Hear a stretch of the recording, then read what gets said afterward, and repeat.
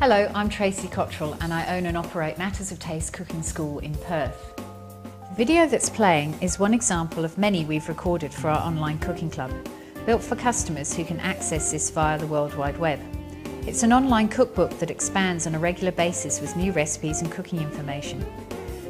It's been wonderful for us to be able to record our intellectual property and catalogue it in a format that's easy to navigate and one we can now share with subscribers. It's far more fun than a hard copy recipe book as it's so interactive. The search function will find you anything you want and we link from the recipes to pages explaining ingredients and techniques. This is one way we use the internet to support our business. Matters of Taste Cooking School has been operational since 1997.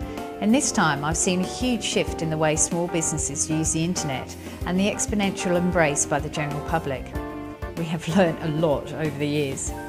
The general public's understanding of what a website is used for is proving its value over the recent couple of years as people become more aware of the ease and convenience of information found on the internet.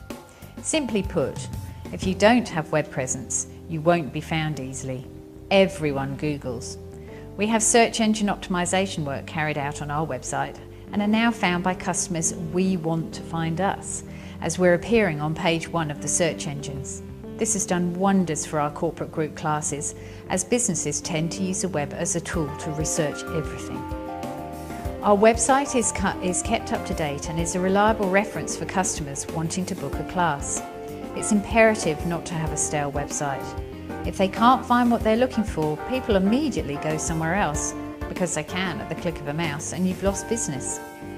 We've gained a name for ourselves as having current information available and have subtly trained our customers in our regular newsletters to use the site rather than calling us for information.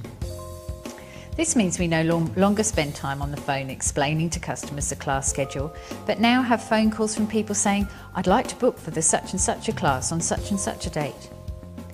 I also create all the content for the site. It's taken me time to learn HTML so I can troubleshoot if the page doesn't load correctly, and time also to try and perfect wording and visual presentation of our web presence. Remember, your audience can get a good feel of any business and make their decisions on whether to utilise your service or product just by looking at your information on their computer screen. Make your website clear, concise and easy to navigate. As business evolves, we're looking for solutions to ensure our business systems run efficiently, and my next challenge is to add a flexible payment system to our website.